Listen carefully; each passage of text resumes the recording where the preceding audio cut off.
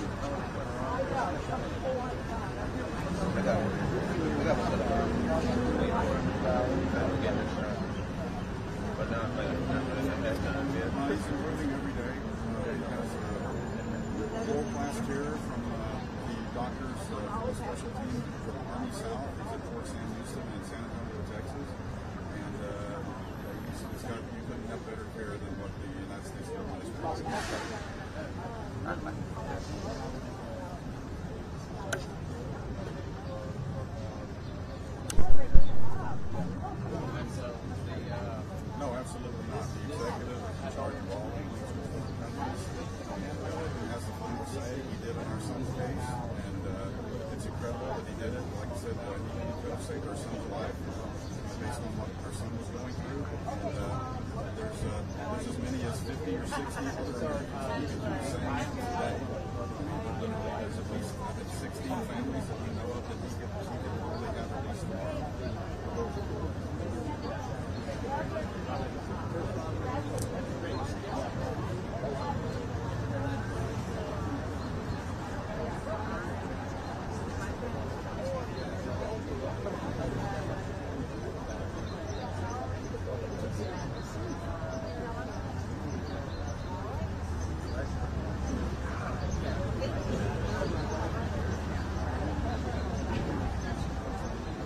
Yes, I think I'm joining the other families today to try to speak out about this news.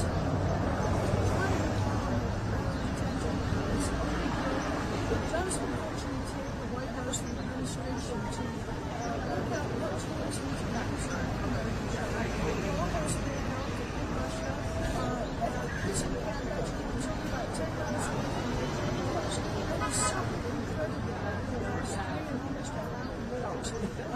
We are thrilled that Trevor Reed came home. I mean, that's always a happy day. But we were shocked and devastated, actually, that Paul was left behind. So now we're asking the administration to finish this up, bring my brother Paul Whelan home, bring Brittany Griner home as well, and overall to try to solve this problem of radical detention. It's a national security issue.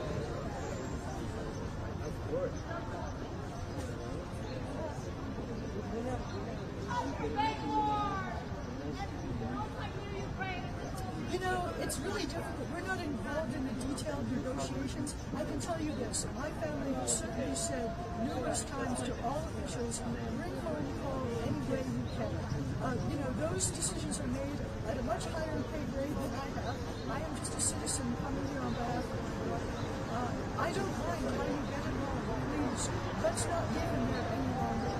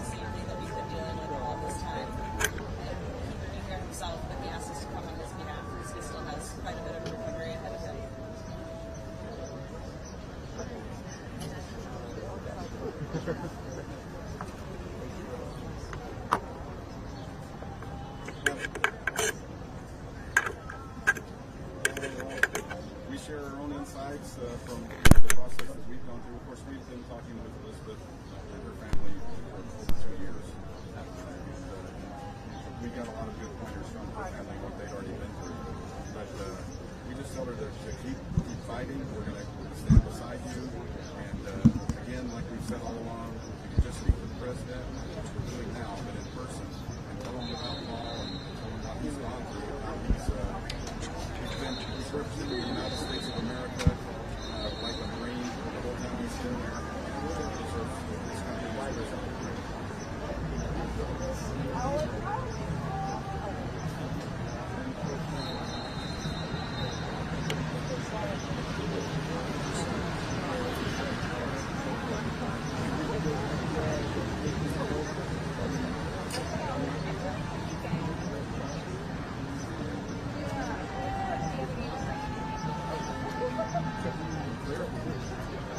Is Lafayette clear? Is Lafayette clear? Thank you. There we are.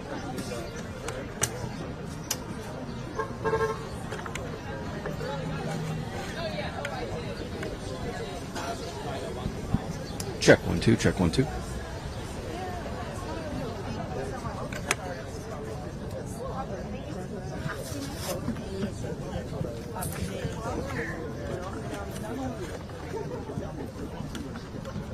Absolutely, without a doubt. Absolutely unbelievable. They've had added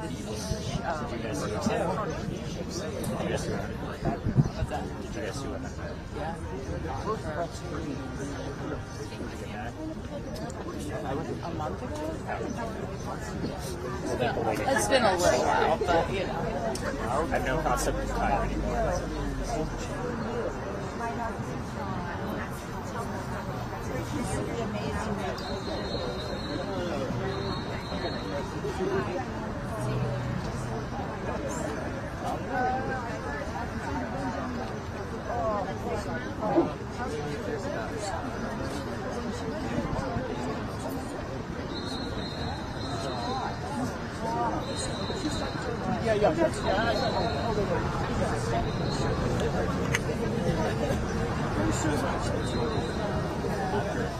Where is it?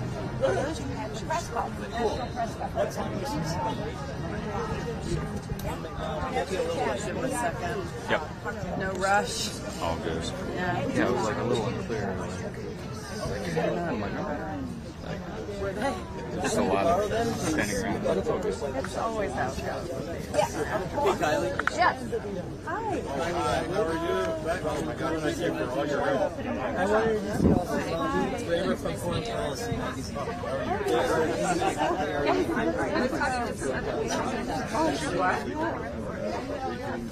Yeah. I think you've been one of the people who's asked some pointed questions several times about Trevor, even when it wasn't big news, and we can't thank you enough. So I feel like if we quick knock out these video things, then we'll have time to sit and chat with everybody. That's whoever wants to go first. So we're going to do two quick ones. Let's do it right in front of here. All right. Do you mind if we grab you She's guys? covering this for Jake's show today. I need just a minute. You do this.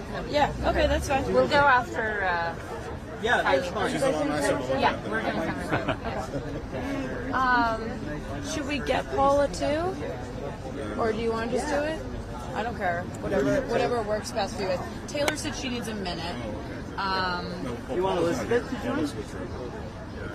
Oh, okay. Yeah, so she's probably not going to have any connectivity because she doesn't like movies. Okay, so then it's me too. Not that I like them, but it's I have some experience before. So. Okay, great. All right, are you We're good. rolling? Yep. Okay, so you want him to look at me, or do you want Yes. him to look at you? Look at you. Okay. All right, so I just want to ask you a few questions about today and what you guys hope to accomplish. So what is the goal of today, being outside the White House? Obviously, Trevor's home. So how do you guys feel about being here with all these other families? Two things.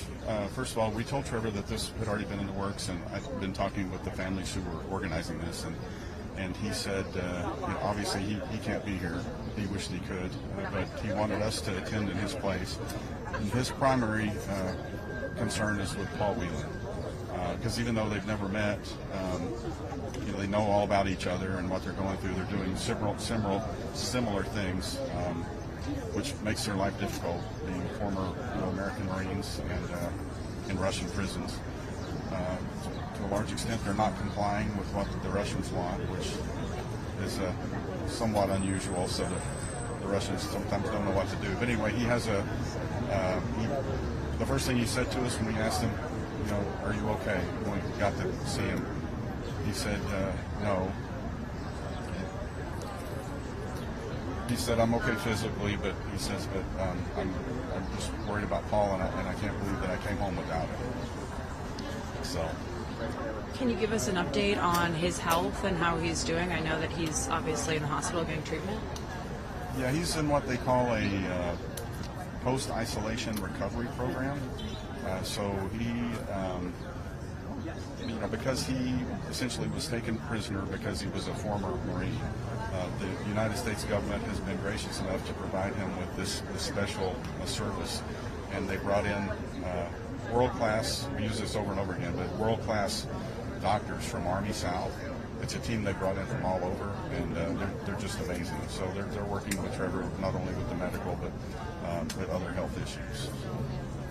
And what do you hope today tells the White House about these other cases of these Americans who are also still wrongfully detained abroad?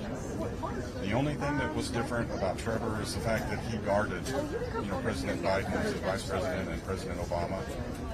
There are many other Marines, veterans, and just regular American citizens that are all in prison for the same reason Trevor was, and that's because they're Americans.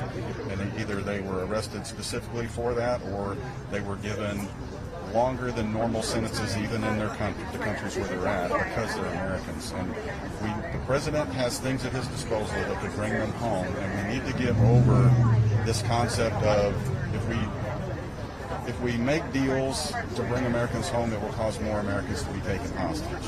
And our argument, not our argument, but our belief is that there's always been hostages taken before there was an America. There's especially been Americans taken hostage since we've been a country, because we're America, is what we stand for, and because we're involved in everybody else's business. We arrest people all over the world, bring them here and put them on trial and put them in our prisons. There's a myriad of reasons why they take Americans hostage, and we don't do anything to stop those. So when we've got foreign prisoners that they want back, and they've been here for a while, why make these Americans suffer needlessly? Because they're Americans. And I can't think of a thing more important for the president to do than protect individual Americans who are being targeted by the enemies of our nation. And we need him to bring them home. So you think the White House should do more prisoner swaps like they did for Trevor's release? It's not necessarily prisoner swaps, and a lot of the families, do not want to address that directly, but we can, and we have for quite a while, and it depends upon the specific situation. But there's a lot of things at the government's disposal to bring them home, and they're just reluctant to deal with certain countries or in certain situations, and we tell them to use any and all means to bring them home. But after a while, if nothing else is working and that's all that's left and that will work, you need to bring them home, and you don't need to wait years to do it. And another thing, so we were happy to hear that Brittany Griner was classified as wrongfully detained. And we're hoping that that is a change which will continue in the future, because this is extremely rapid. The United States government did not recognize my son as wrongfully detained for almost a complete year. And we spent our retirement to fight for him in the Russian courts, not only to get him out, which we didn't believe would happen, but to prove to the United States government that he was not only innocent, but that he'd been targeted. And so we need them to declare Americans wrongfully detained much quicker, and we need them to go through their process of what's on the table and use all means possible to get them out quicker. Don't take years. Don't wait until they're near death or you're afraid they're near death before you do something. We need them to act. How important was your meeting with the president in triggering Trevor's release? We think that was it. We've done everything else we could do. Why? Why do you think that was it? we've said all along for months and months that we believe that President Biden is a compassionate and kind man, and that just from seeing him our whole lives on TV and the way he acts, we knew that if we talked to him and told him about Trevor himself and what Trevor's gone through, as an American, and then the way that he's been treated in particular, that it would cause them to take actions such as an exchange, which they had been reluctant to do up to that point. He hasn't met the families that are here today. So what's your message to the White House? Should they allow all of these families to have a meeting with the president? Absolutely, and here's the reason why all presidents, all parties, are reluctant to meet with hostage detainee families. It's a lose-lose, they feel. Well, right now, I think you've seen that both Republicans and Democrats in Congress are united on this issue. Our Republican representatives and senator praise the president for his actions, and you don't see that very often anymore today. And so we hope that this is a catalyst for the president to start making deals if necessary to bring Americans home. Like right now, we believe, our group of families believe, there's at least 16 hostage detainees that could be home tomorrow with an exchange. Thanks, Joey. Appreciate it. Thank you. Anything else you want to tell us you think it's important for us to cover as we cover this event today? Just the fact that, again, there's 50 to 60 Americans, that are in this same situation. Many of them have been missing or held hostage for longer than Trevor, in worse conditions than Trevor was. And now finding out more and more details about what Trevor went through, we can't even imagine what the prisoners in Venezuela and China and in Iran, what they're going through. Then he was furloughed, so we're and our hearts are with them. And then now we are able to appreciate it. All right, great. Is that good? Great. Thank you. Maybe note that 0 Republicans criticized. 0 Republicans. We got crazy. Are you okay? Hi, Jenny. How are you? Hi. Jenny, how are you? That's the famous Oh my Jenny. gosh. They need to meet you. It's great to meet you finally. I get to meet so many people on this trip for the first time. I really want to consider the momentum that you bring to all of us.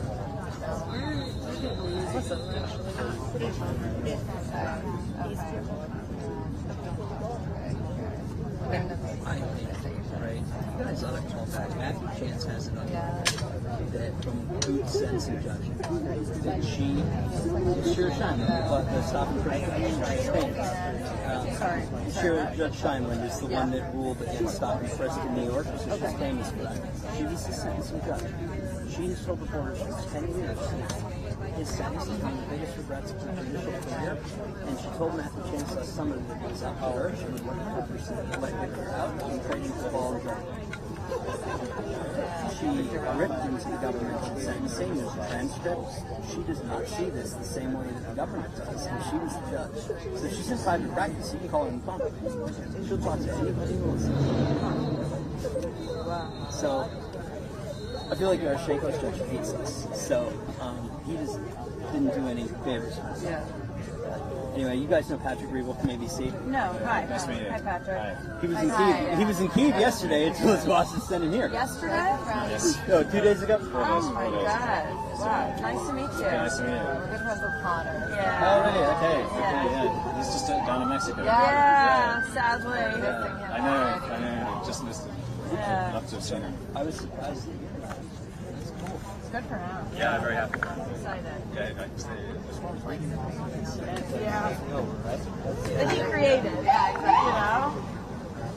Yeah, it's interesting. Maybe he said something. Yeah. Which is great. It's a nice thing. It's a nice thing.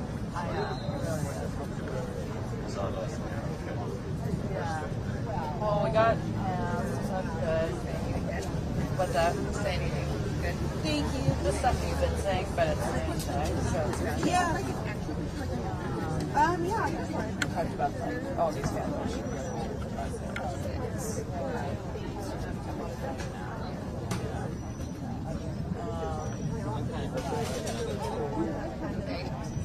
I don't know if that's well, person in government. But not particularly well. It's okay.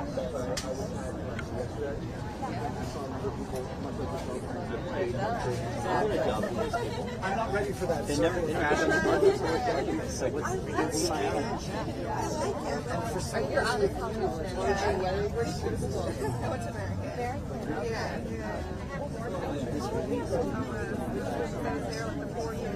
What's that? This event's in weeks.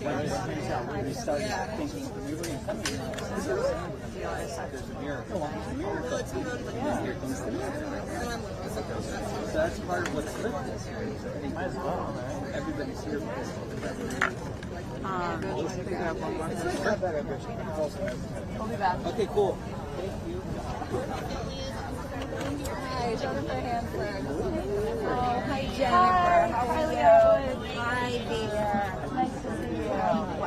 Bob and Jeff. They're here on behalf of Bell's Woodkey.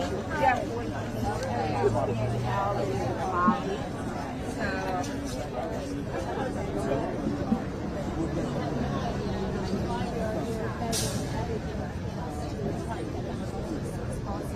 And I work too. So anytime. Okay. Yeah, anytime. We're not. We're here to support that. Yeah. But definitely, if you, I could do that. Are you coming? Yes. Awesome. Awesome. Good. Great. No, we'll be happy to. Okay, do you want to do it with us for a few minutes? Sure. Sure. No, now's good. Anytime's good. Which way should we? Want to face the White House? Is the White House better? Well, the White House was our background for the last one, so Okay. we Yeah. mix it up. So maybe the this works? street actually would look quite nice. Whatever you want. We just take a couple slides, steps that way. Alexandra, the one who Yes. called about that. Where is she? No, I feel like there are a lot of cool Alexandra. Yes. Right there in the purple. Oh. You want me to go this way? Your name is I'm Kylie. Kylie. Yeah. Thank you. Of course. Well, thanks for doing it. So, can you just describe a little bit about why showing up in front of the White House with all these families sends such an important signal to the White House? Well, it's very important that President Biden and this administration recognize how desperate a lot of these hostage families are. We're talking about innocent U.S. nationals who are wrongfully detained or held hostage on an average of 4 to 5 years now abroad. And what's happening is Russia, Iran, China, Venezuela are using this kind of kidnapping of innocent people to interfere with their foreign policy.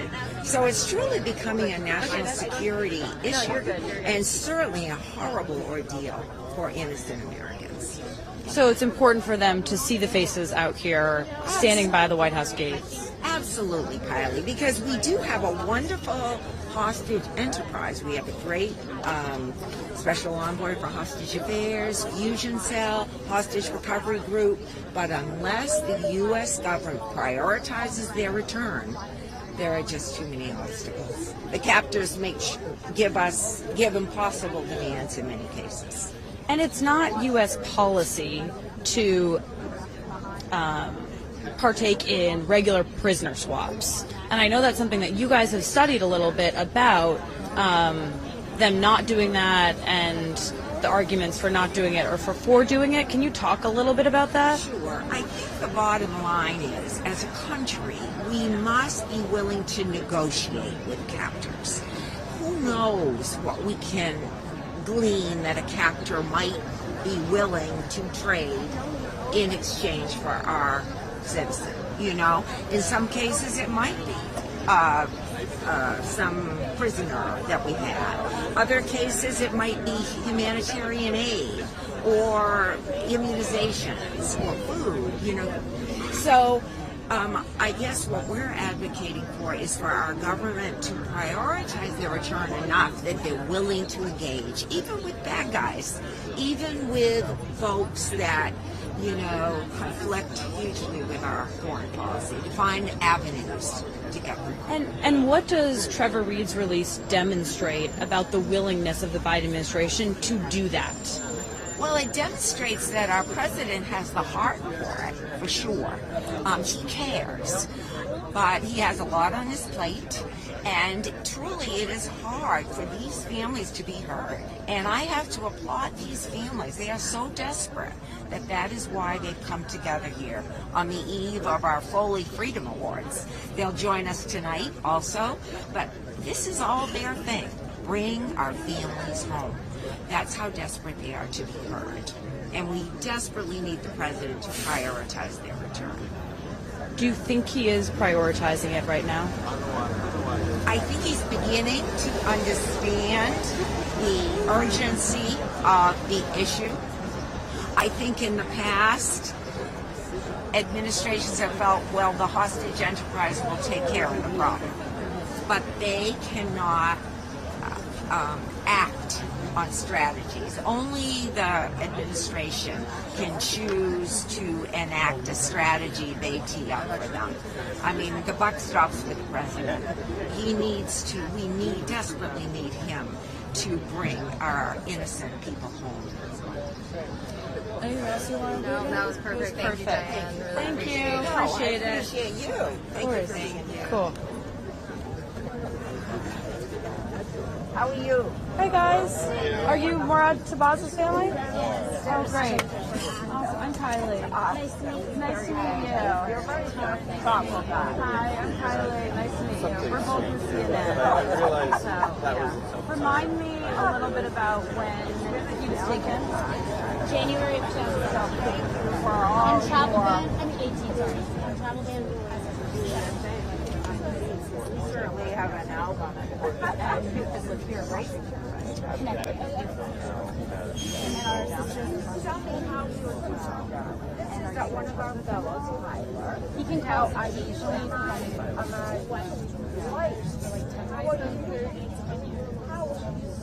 Do you guys want to talk to us on camera? Sure. Would you be willing to? Okay. It was slide over there. We'll have you guys right there.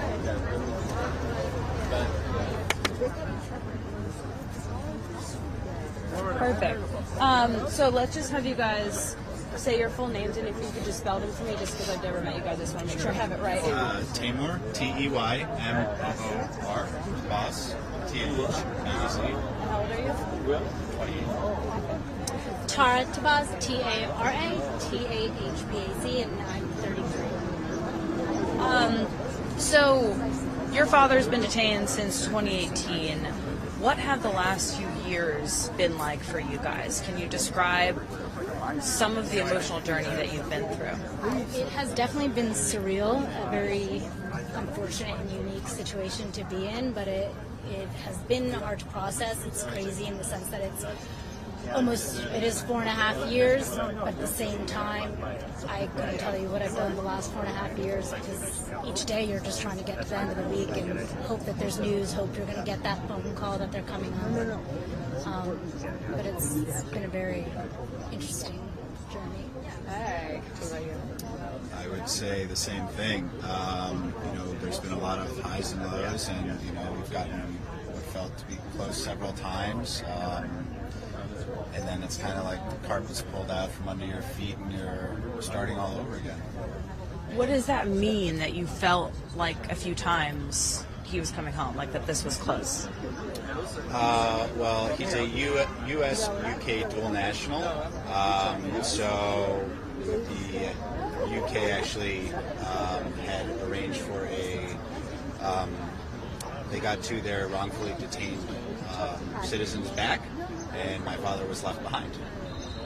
So he was abandoned there by the UK government, and that's part of the reason we're here today. We're really hoping the Biden administration and Congress will help bring him home. How did that feel? Not good. Really not good. Was there any answer for why? No, not really. Unfortunately, we had to find out through the media versus directly, and to have to make that phone call to let him know that he is being left behind was probably one of the most difficult phone calls to have, and to confirm that was the worst. And our mother is actually on a travel ban there, so we haven't seen her as well since 2018 as well. And is she able to see him? Very occasionally. Yes. And so what's your guys' message to the White House today? What more do you think they could specifically be doing to bring your father home? You know, we're really just hoping that they're using every tool that they have on the table to prioritize them. You know, they're not just another name on a list. There's somebody, father, son, you know, husband, and to really just unite our families. They've been there for so long, and they should not be there a day longer than they already have been. And every day that goes by is another day that he's suffering, and, you know, no time is promised. So, you know, we're holding on to each day, and he does have a history of cancer. He is suffering different complications there. So, you know, we're really just begging the Biden administration and Congress to prioritize them and to bring them home. Do you think they have been prioritizing him thus far? I mean, I think we'll never know. We can only trust what they tell us, which is why we are here, to hopefully be heard and to really have an impact to push the movement of bringing them home, along with the other families that have detainees around the world. And you guys, I mean, you're in a unique spot because the United States and Iran don't have regular diplomatic relations. So how much more challenging do you think it makes your guys' case? I mean, it's definitely challenging. Our father and our mother are dual UK and US citizens, so, you know, we were really hoping that the UK would have included him in their strategy. So, you know, as soon as he was left behind in the trade, we're now here begging the US to do everything they can with the support of the UK to bring him home. Do you think he should be involved in conversations around the Iran nuclear deal, or do you think those should be separate? I mean, I think that question, it's a challenging question because, you know, we'll never know what is the right way, the wrong way, and, you know, we're putting it on them to really determine what is the best way to bring him home, and however that strategy will be, I guess, you know, lies in their best judgment. But the end goal is to bring him home. Anything else you guys want to say? All right. Thank you. I appreciate it. I'll give you my card. We work together. Yeah, we cover it.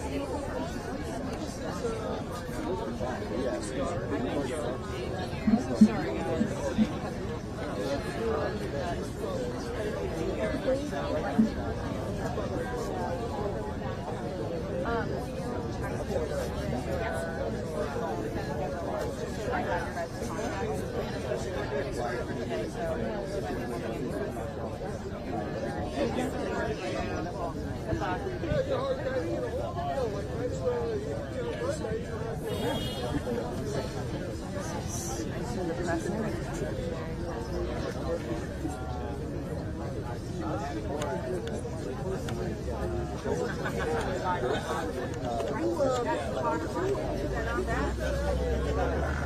All right, I think I'm going back to state so that I can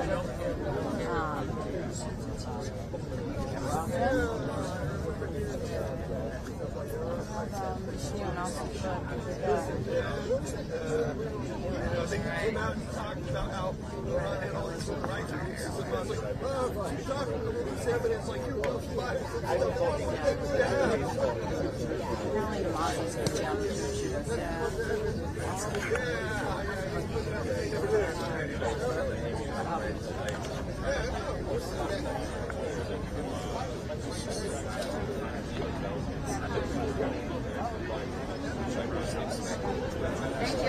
You're welcome.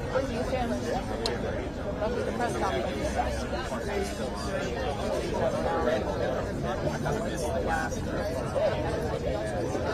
Was it raining this morning? It was? I feel like a lightning struck right out of my apartment. It was so loud. Yeah. All right. I'll see you in a bit. Thank you.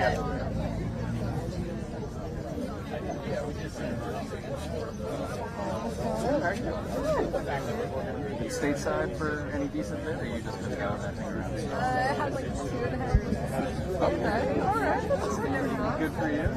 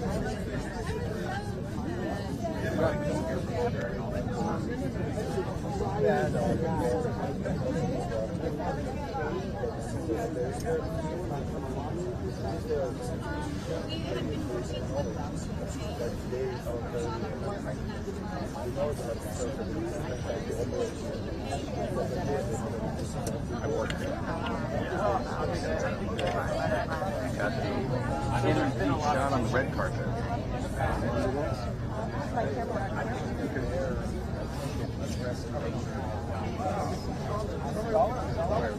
Yes. And then in other cases, there, we did need a more dramatic approach. I think it was good that they were saying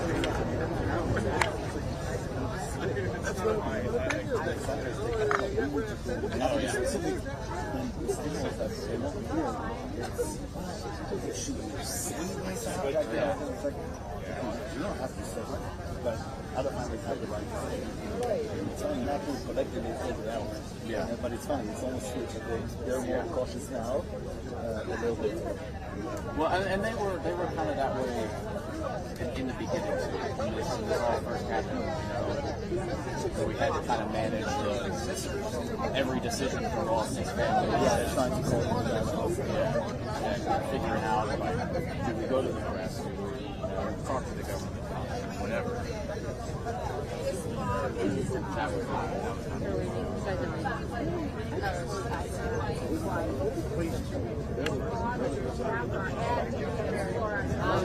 Right, and that was the one. And I remember watching the video on the phone call talking out there with my wife. The person who met you.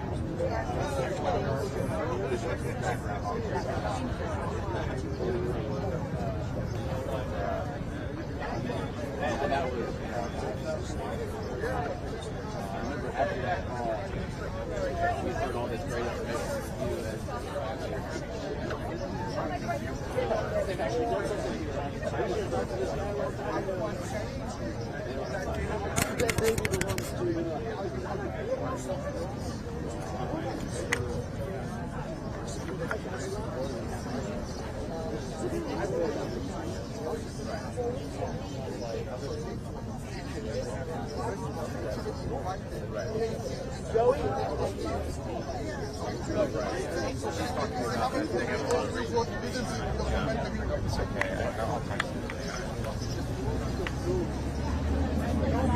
No, really? And I've forgotten all about that. Because I thought by now they had fixed all that. Because the same thing happened with Panasonic.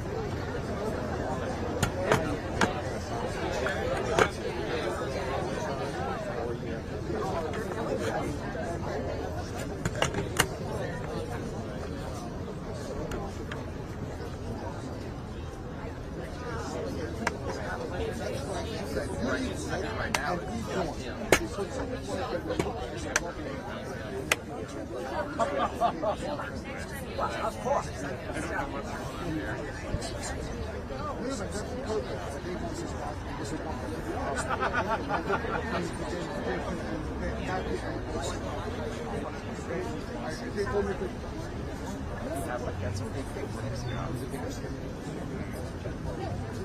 Like that, but this is all, none of this is public.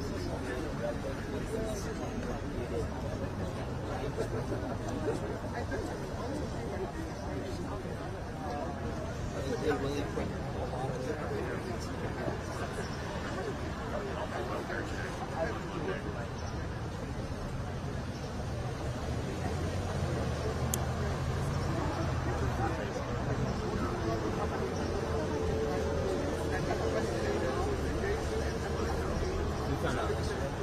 but I wasn't expecting it. Yeah, I was expecting you can't say that. Yeah, I think he's grandfather, so he doesn't understand. If you can, guys can jump in there next, that'd be great. While I talk to him. Hey, you reveal, right? Yeah. You'll have a fun I love you guys. That was just great. Could you just start with the introduction? Who you are, why you're here, what's going on, where we are.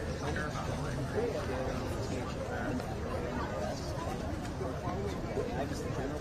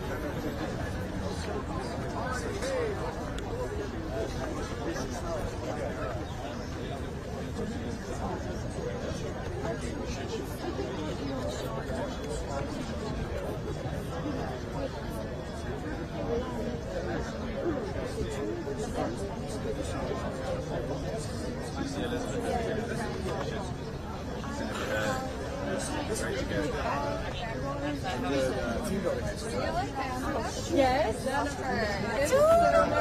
Sorry, it's like, oh, years in the making. One sec. I have your contact information. I will reach out to you. Okay. Yeah. Thanks. Yeah. Great. Yeah. Nice to meet you as We well. communicate through Bob. Perfect. Okay. Good. Yeah. Great to meet you. I heard you did New Day today, maybe? Yeah. Do you think I look normally? Girl, How did it go? It went well. Good. Oh yeah. Okay. It went great. We had Joey there and like Netta cried, thank God. I can't even cry anymore. Like I look terrible. Like I don't know. I tell people all the time, like it's just like I feel like some communication is really part of it, but you know, kinda helps. But you know. I'm like half numb, half like, you know, and then, but yeah, Netta was like kept it real and but we got our talking points across and Do you mind just reiterating some of them? of course, yeah. Let me get a sip of water. Yeah, Just no, really take quick. your time. You mind holding this for a second? Jen. Hi, Mickey Hill. I'm Alexander's brother-in-law. Oh, nice. Great to meet you. Wish it was under better circumstances. I've followed lots of your news stories. Thank you for sharing of course. everything. They're Yeah. important stories, You've so been, happy you've to been be a big here. help for us. This is Andrew, my colleague. Hi, nice to meet you. Yeah. Where's the backdrop you haven't maybe I necessarily? think we can make. Okay. We'll use this right here. Yeah. Perfect. All right. My husband's gonna be so mad that my fanny packs. I'm like, he hates my fanny pack. Oh, really? And I'm like, fanny packs make you national goods, bro. Take that. So how are you feeling about the turnout so far? Oh my gosh, like, I think it's amazing to see all of the cameras out here because it shows that Americans care about this issue. They don't always know that it's happening, but when they hear about it, people are plugged in, people are engaged. So, and also to have all the families here, like actually making the sacrifice to travel, and we can just like be with each other for real. And that's a really special space to have, and I'm really thankful that we made it happen. Have you heard anything from the administration since the campaign was launched? I have not. What are you hoping to hear from them after the demonstration today and the turnout of all of these? Yeah, I'm hoping that we get a meeting with President Biden. That would be amazing. The Reeds had one. Austin Tice's mom got one. It would be amazing if, while we're all here, they took advantage of the opportunity to host us and hear our stories. And you mentioned to me earlier that you think it's people who are making this loud noise outside and making, you know, squeaky wheel gets the grease almost. Do you think that's an issue that you are having to come here and demonstrate in front of the White House to get your... Yeah, I mean, what's happening is fundamentally unjust. Our family members are being held hostage by our own government's indecision. not just by the people explicitly holding them hostage. It's no accident that we're on the Black Lives Matter Avenue today. We got pushed back from our original location, and they did a great job of highlighting that these weren't individual cases. It was a pattern of injustice that was happening, you know, and what we're trying to do is create a similar awareness in the American public. These aren't just individual cases. This is a pattern, and the way that the government is handling it is also a pattern, and we're trying to break through this issue and get decisions taken on our cases and bring our loved ones home. Were you able to tell your dad or your uncle that this was happening? Yes. How did they react? They were so excited. They have been obviously feeling anxious ever since Gustavo left, was reunited with his family, obviously. And they've been wondering when's my turn. And it's been pretty quiet. So I think this was a big balloon of hope. They heard about, we were able to kind of tell them about Trevor Reed, and so I think they're feeling the same fire and same energy that we're feeling. So that's great. And they're doing okay physically as well. They're doing as well as they could be. I know that I think Mr. Toledo has been struggling with a lot of like pulmonary health issues. But yeah, we're still worried about them every day. You know, I know like Matthew Heath, for example, his uncle's here advocating for him. I mean, he's still in the Detained, which is, if you can say this, an even worse jail than where my family is. You know, he's witnessing torture on a regular basis. He may be being tortured. And so, I mean, these are the kind of things that the president needs to hear. He's a family man. He's a man of values. I think he would do the right thing if he could hear what's happening and we could cut through the noise. Is there anything else, a message that you would relay through CNN? To Biden? Yeah. I think, you know, President Biden, you know more than anybody what it's like to lose somebody that you love. To like never be able to hug them again. All the memories that you could have created, like, you singularly know what that's like. And there's so many really easy decisions that just aren't being brought to your desk that could end this nightmare for us, that could restore some of this pain and bring healing. And we just ask that you hear us and that you try to meet with as many of us as you can. Thank you so much, Alex. I appreciate it. So good to meet you. I know, finally, after all these years. I saw you and I was like, I'm pretty sure that's Jen, but you know, when you see somebody like in person, you're like, I know, especially after COVID too. Yeah. Some people I didn't remember, like, embarrassing shit. Like, really, this guy has just had a good time. And then I saw him, I literally was like, we've known each other, like, just talked. I was like,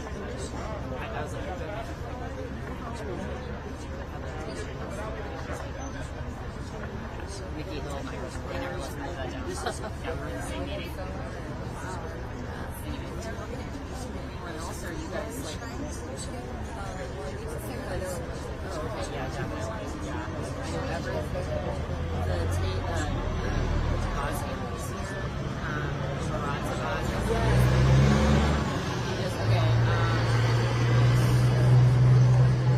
The Barry and Denman families are here. I know we're waiting for, I think, Paul Rose's like,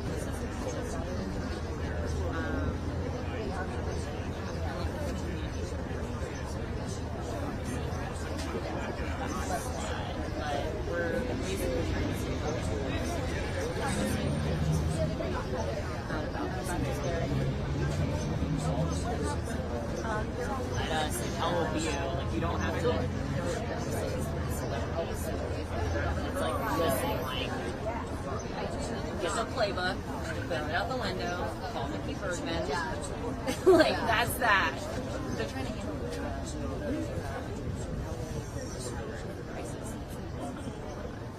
Like, you know what it is? They're all just like,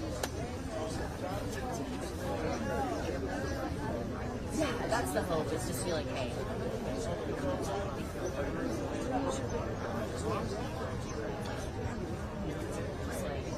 Here's some just like non-media stuff that you need to do. She's getting media things. So tomorrow, yeah, I will personally be there, but Mickey will. I know Emirates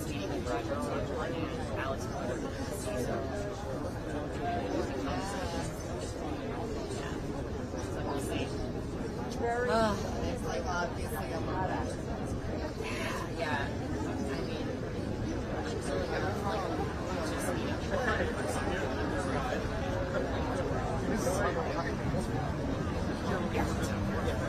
It's kind of funny because, like, I know that you guys are like celebrities to me. So I'm like, oh my God. So it's pretty exciting.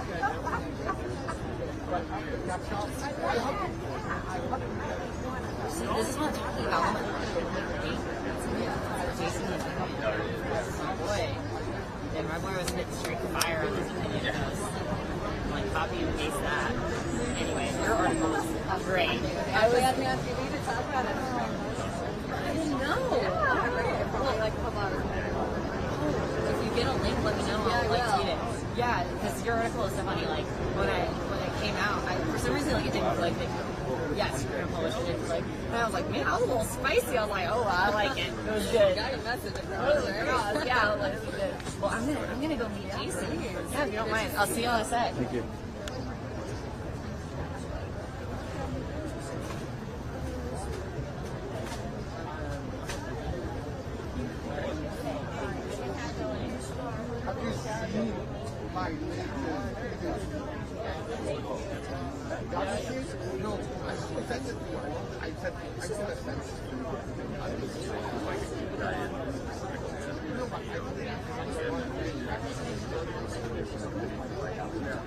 Yeah. Well, it's actually been kind of surreal. You see all the buses.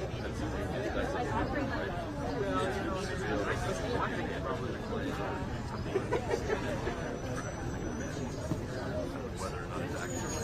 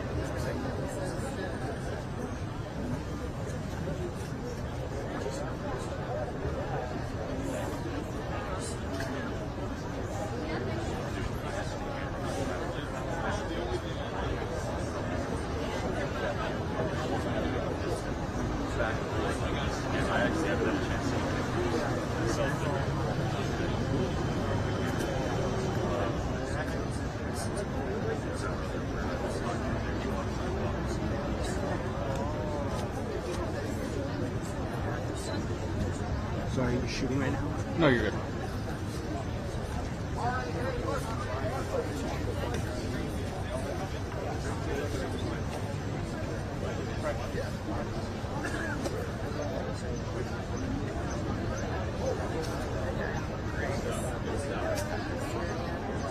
Oh, really?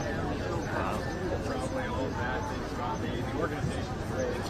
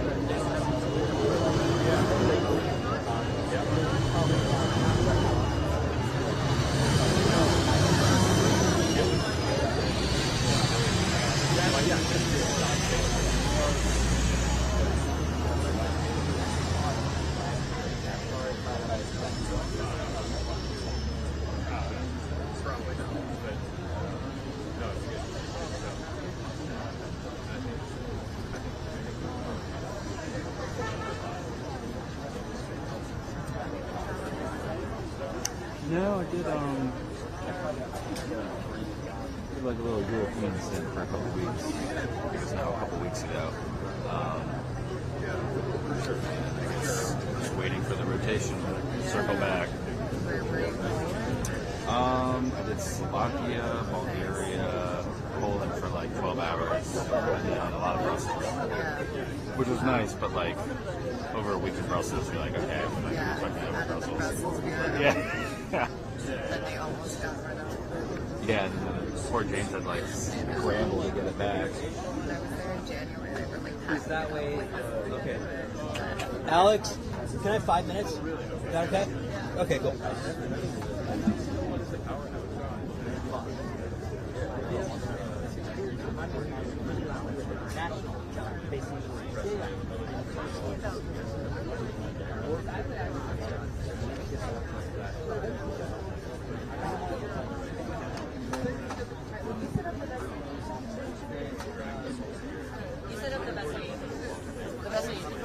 Alright, where's my friend? Oh, I'm okay. What was your name? Hannah. Jennifer. I'm What's Emma's Hannah? daughter. Oh, it's so nice Nice to meet you too. Wish it was under better. Yeah, hopefully soon. Yeah, yeah. Well, thank you. Were you on New Day this morning? Or was No, your my mom? aunt. Oh, your aunt. My aunt Okay, and his okay. sister, yeah. Okay. The one that's really kind of like taking this. Gotcha. Yeah, she's good. Yeah. Did you want to talk on camera? Yeah, I would. Yeah. Great, yeah. Sandwiches now.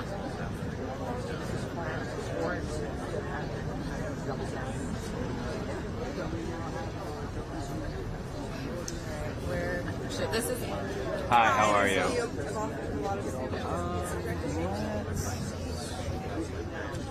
Maybe kind of step out this way.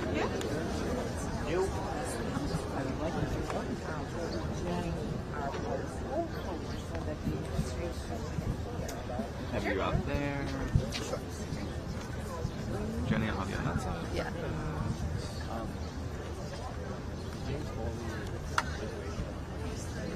We are good to go. All right.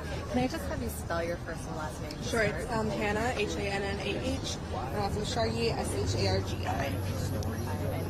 Ahmad is your father. Yes, yeah, so Ahmad is my dad. Yeah. Can you tell us about how the past 2 years have been? It's been really hard 4 years, honestly. The first year he was in prison, being held in Iran. I was a sophomore in college, so dealing with school and everything, and then finding out that he had been taken. I mean, it's just heartbreaking, obviously, and you don't know really how to cope or what to do with that. And every day has just been like a fight. I mean, if you think it might be 10 years or 15 years, it's really hard to keep going, but you take things day by day, and you hope that the next day might be the day he comes home. Maybe not that day, but the next day. So it's really just, just taking it a step at a time until that day comes. How do you feel about the administration's efforts so far to get your Yeah. The administration has been great. They've been really supportive, but at the same time, like my dad, he's still not home, so I think the administration should really use all the tools that they have available to them to push a little bit harder to bring these innocent Americans home. I think it really should be a top priority for the president and for the government to bring all Americans being held abroad back home. Are you concerned with all of the talks about Iran? For example, that your dad and the other Americans there might be left behind again? I mean, it's obviously a concern, but for us, this is a humanitarian issue. It's not a political issue, and I think to a certain extent it shouldn't be seen that way. These are innocent people, and the government should put that before politics. The fact that this is a humanitarian issue, and that should be, I think, before all else. Are you able to speak with your dad? Yeah, so the first year he was there, I talked to him once for 30 seconds, and that was a really hard time because once in the whole year. Yeah, and my dad is also my best friend. He's not like a passive person in my life. He's very, very involved. He's an amazing father, so it was really hard not to have him kind of there giving advice, being able to speak to him. Then while he was furloughed, obviously, for that time, we were able to speak and FaceTime. But now that he's back in prison, we are able to talk more regularly, which is such a blessing. He calls every now and then, and I'm able to hear his voice, have some sense of normalcy, talk to him about my life, but at the end of the day, he's still not home, and that's what I want. That's what I want.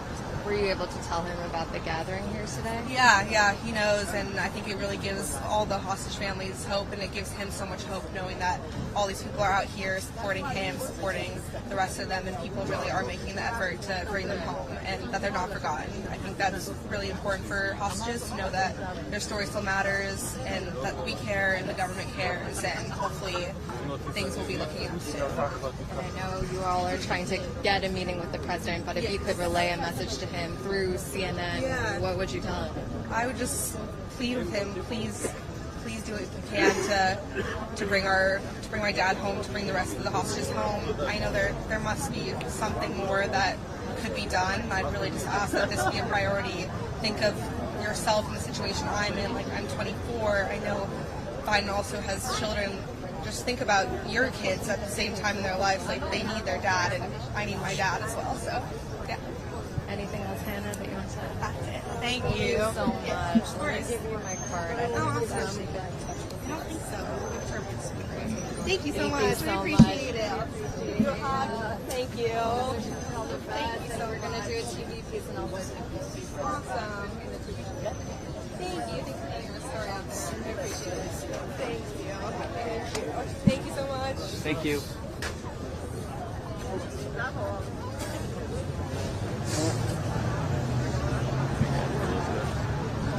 Elizabeth, you said? Yeah, just to say hi. I mean, unless she wants. Well, she was on New Day before, so we can see if she wants to rehash anything. But if you don't mind schlepping around the mall. This is easy enough.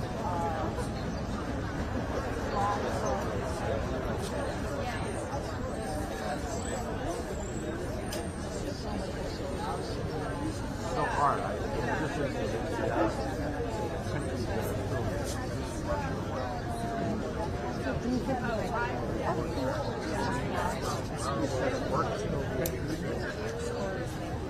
I can ask Jennifer. Do you want to say a few words on camera?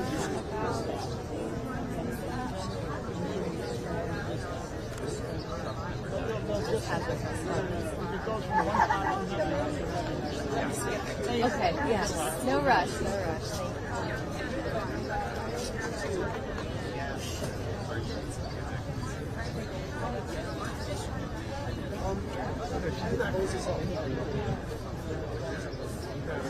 Thank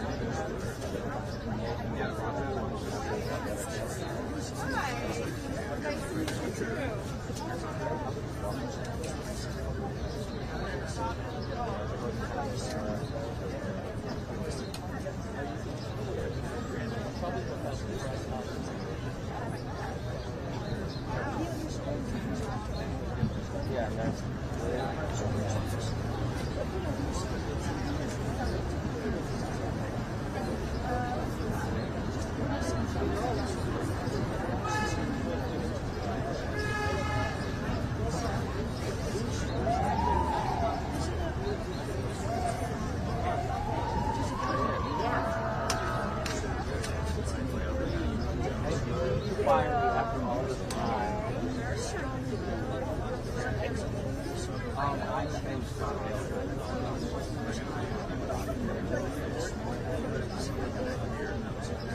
Oh, wow. That's really nice.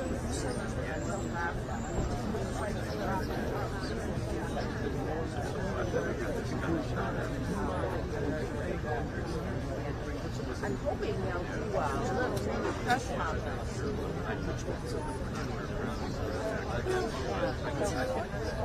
Let me ask Jonathan, because Let's go past this thing for a moment. This thing ain't stopped. It's starting. Just pardon me for a second.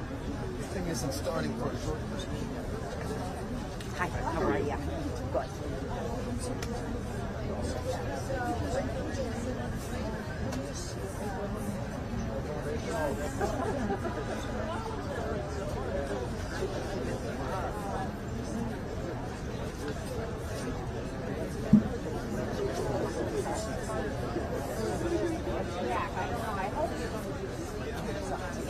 Just want to say hi, Jennifer.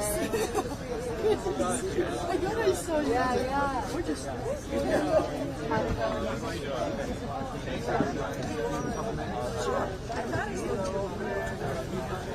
think Jonathan Franks.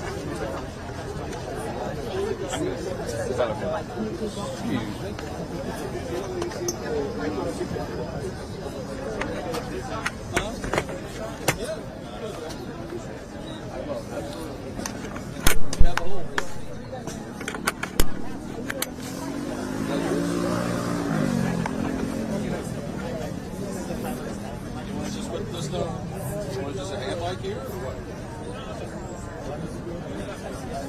Okay.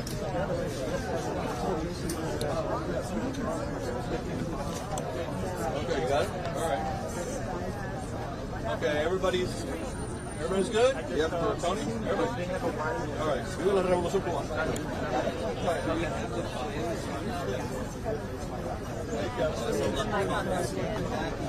Yeah, I've got another. I can take that one. For a moment. We're not quite ready to start yet. We're just getting organized.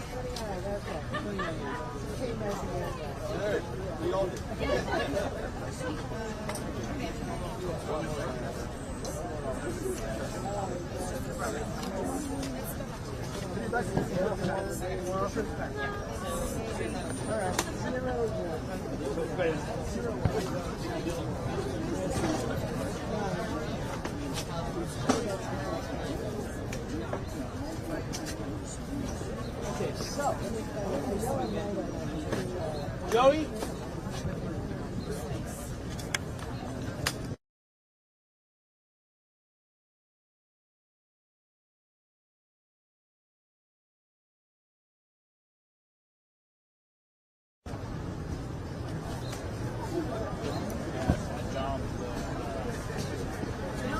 Again, if anybody wants to contribute, I'll take $10, $5. Martin will give me.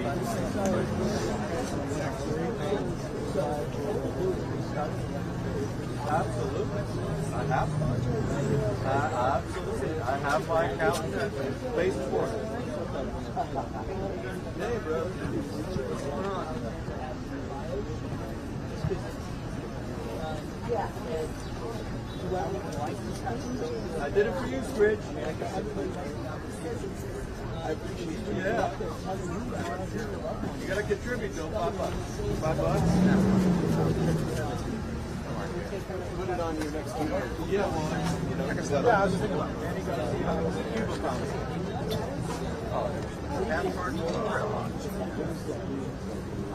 That means that I collect all the money and nobody else gets it. Not the back of you. We live in Cuba. Half of you. Remember to speak loudly because we're competing with the traffic.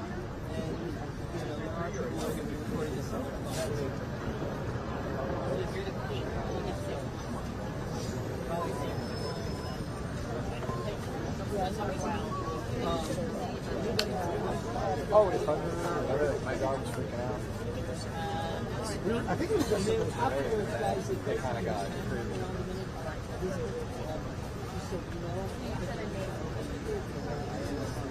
Yeah.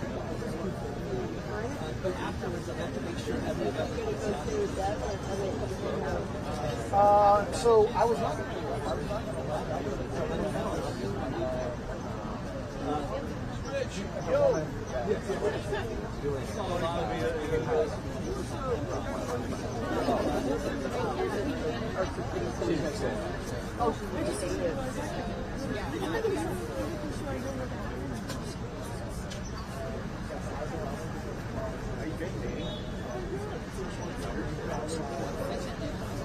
Hey, it's Evan. How you doing? Hey, I am up on News 20. I am outside the White House for Hey everybody, we are going to add one family to this that was not on your alert. That is the Paul Recesabinga family, and they're about 4 minutes out, and then we will be right on time to start.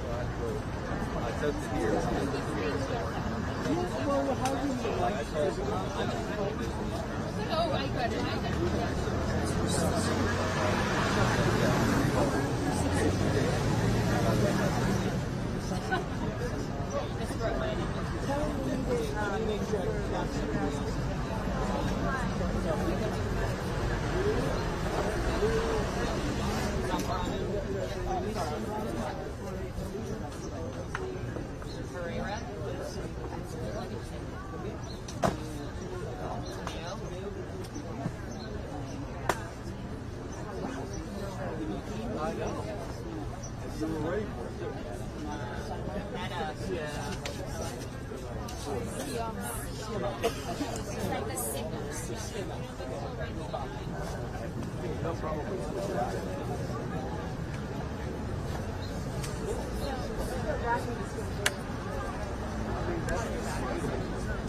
Oh, it's good. I got you.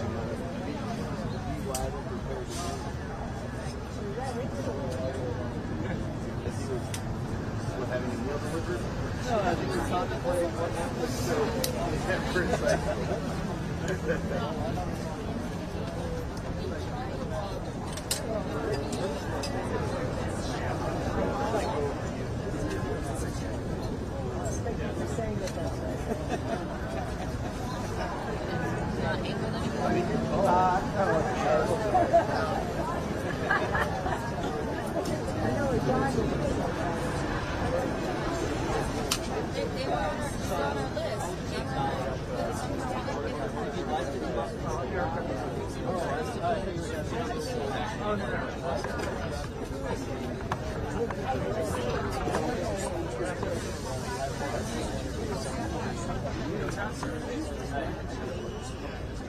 Joey?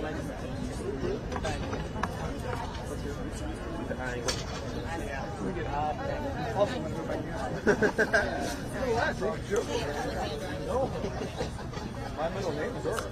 They call me baby. We're centered behind the microphones if possible. Hey, team. Can we all move down this way so that we can all, we want to be centered around the cameras if possible? I know it's going to be really tight. Don't worry about the signs, they're not going to be able to see them anyway. So we're just waiting on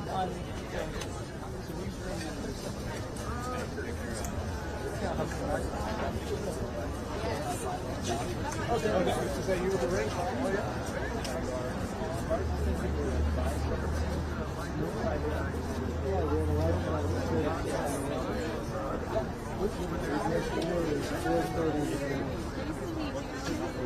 So guys, why don't we say 10-minute warning? Is anybody taking this live? Is anybody's network taking live? We are. Okay, so here's what we're going to do. I'm going to start out. Would anybody like me to start at like 27 so that they have, is anybody in break or whatever? And so I'm going to do a quick little introduction, then we're going to introduce the families one by one. They'll have most of them have a little something to say. And then we'll take questions if that works for folks. Anybody have any shot suggestions beyond what I've already just said? What you guys should do is just sort of scrunch in, Joey. Everybody scrunch in, so like, and even making 2 rows so that we're right in the middle of the cameras. That would include me.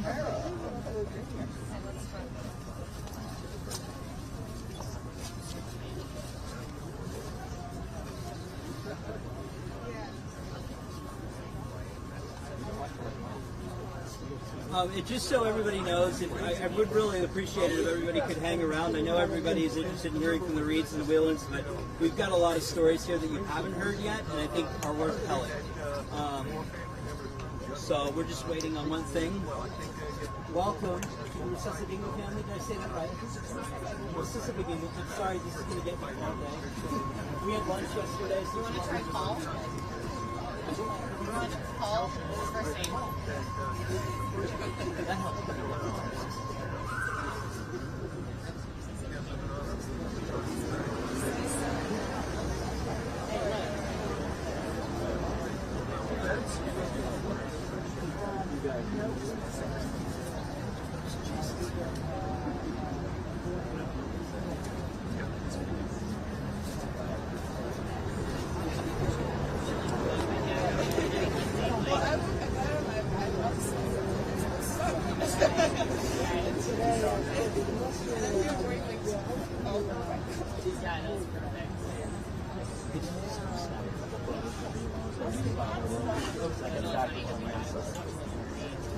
now.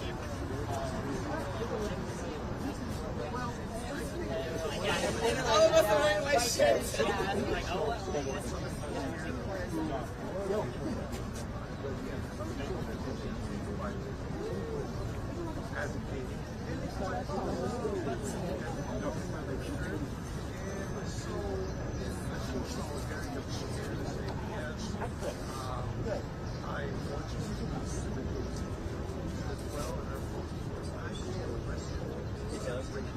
Shoot one this way on wide angle towards the press. You gotta stand the press.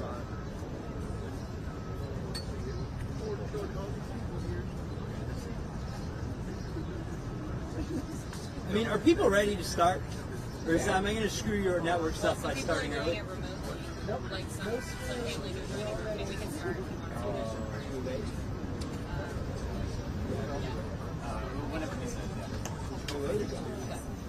Well, since we're all here, is this going to screw anybody up? I know some of you are taking live.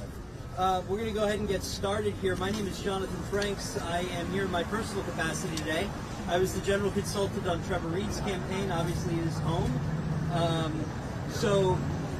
This group is a group of families that are from the hostage and wrongfully detained community. It's a very small club that nobody ever wants to join. And they're here today. I know there's a lot of attention around Trevor, and rightly so, and also Paul Whelan's case and Brittany Griner's.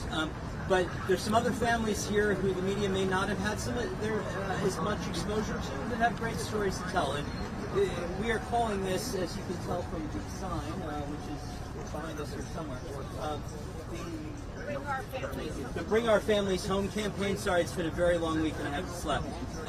So this is a family-led campaign. This is their message, right? They are here, and you know, we all think, I believe, that President Biden showed some significant political courage in making the deal that he did to bring Trevor home. I think folks in Congress showed some significant political courage in not criticizing it.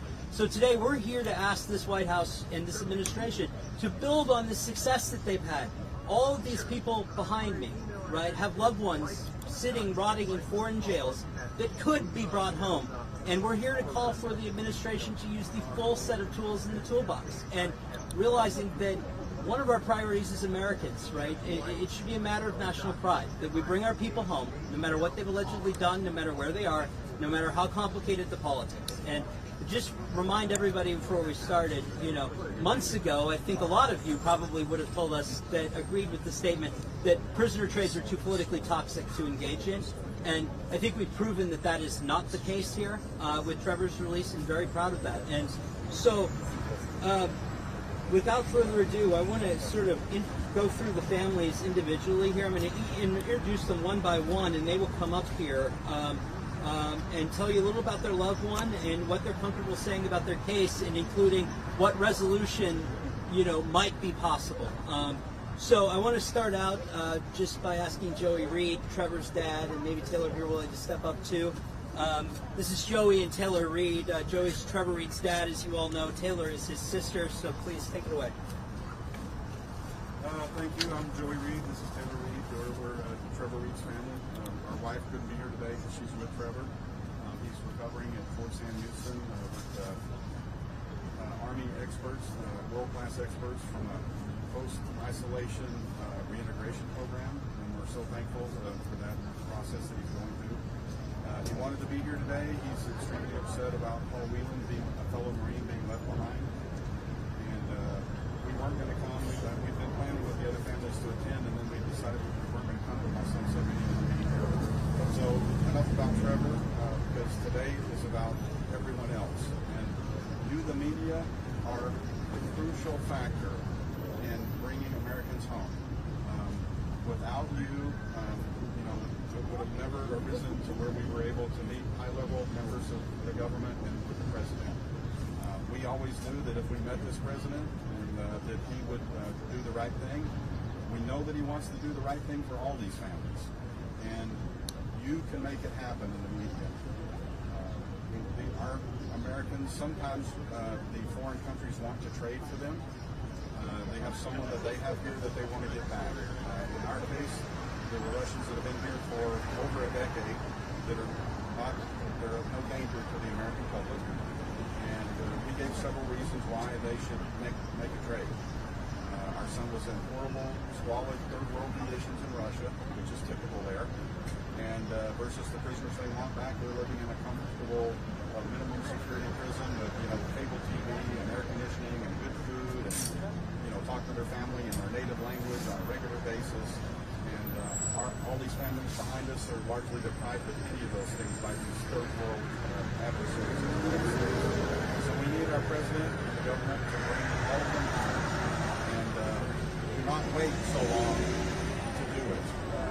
It's our understanding that Brittany Griner was classified as wrongfully detained yesterday or in the last couple of days, and it took our son a year to get that classification, even though the government knew all the facts. They were following the case, they were in the courtroom with us, and we're so glad that it only took them a short time to classify Ms. Griner as wrongfully detained. That should be the fact anytime you're dealing with a country that is an adversarial nation. You should suspect all Americans arrested in those countries as being suspect as far as being false. So we're glad they did that. We want that to continue. We think for that to continue over different administrations, that it needs to be codified into legislation and give administrations more of a directive from Congress so that politics don't come into it. The reason these things take so long is two things. It's politics, and then all the debate about will it lead to more Americans being taken hostage. And as many of you have heard me say many times, Americans are always going to be taken hostage because we're America, because of what we represent and how we're involved in everybody else's business. And that's the way these countries feel is their only way to get their people back. And in some circumstances, that's the only way we can get our people back. So it just needs to be something that they consider more often. And that's all I have to say today. This is about everyone here, and you should listen to all of their stories because they all have a heart-wrenching story about their loved one that's an American. And Americans, right now our Congress is united on bringing Americans home. And so, again, keep these stories in the news. The more you do it, the more they act in the White House. Thank you all for being here.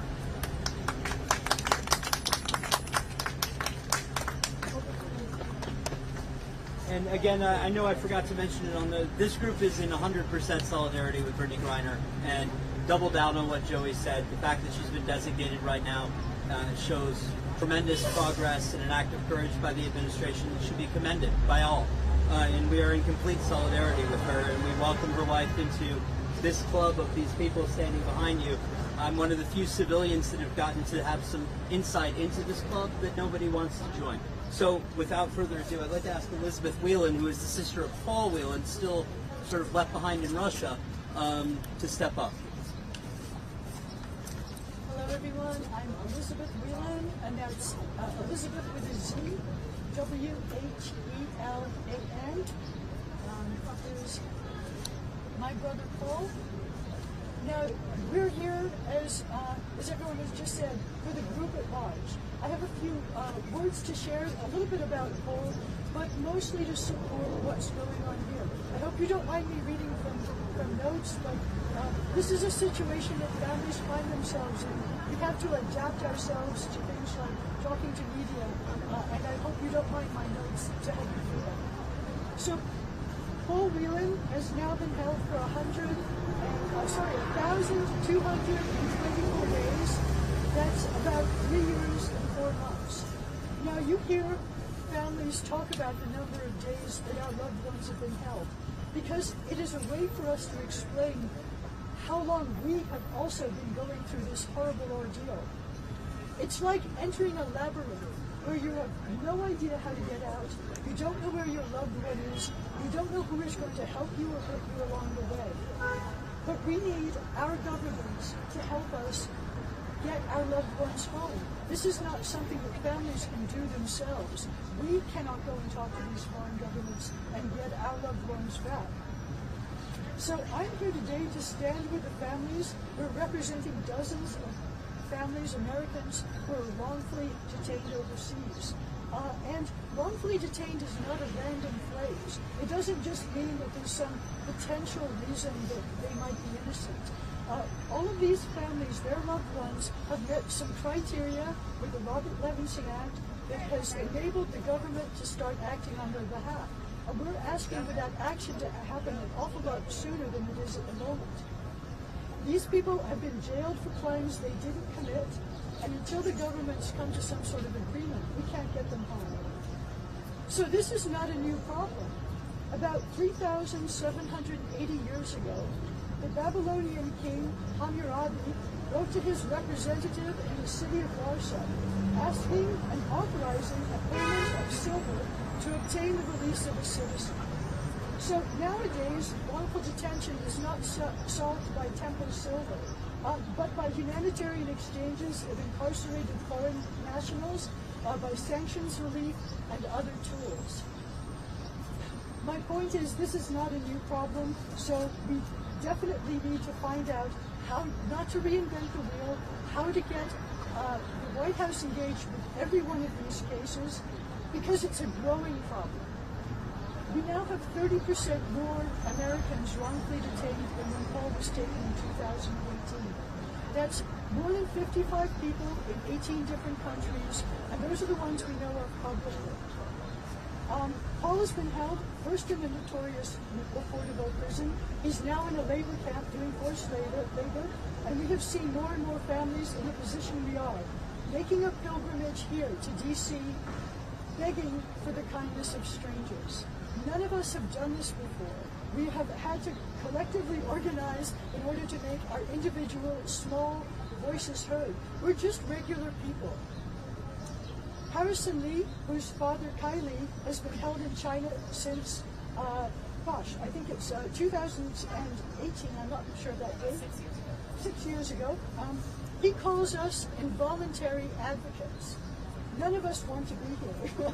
None of us want to be talking to you today, but we thank you for being here and listening to us. What we need is a more robust solution to wrongful detention overall, to build on the legislation we recently have seen enacted. So while the process is currently in place, winding its way on, Mark Swidden, a U.S. business person held in China for 9 years now, is performing forced labor at his prison, just like Paul is. Mark needs his country to bring him home. And other families, like that of Maj Kamalmaz, who has not been seen or heard of since he was taken in Syria in 2017, they all need the serious attention of this government, of this administration, brought to their cases.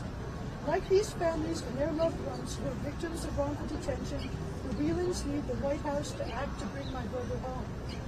He recently celebrated the release of Trevor Reed, now reunited with his family. That's fantastic news.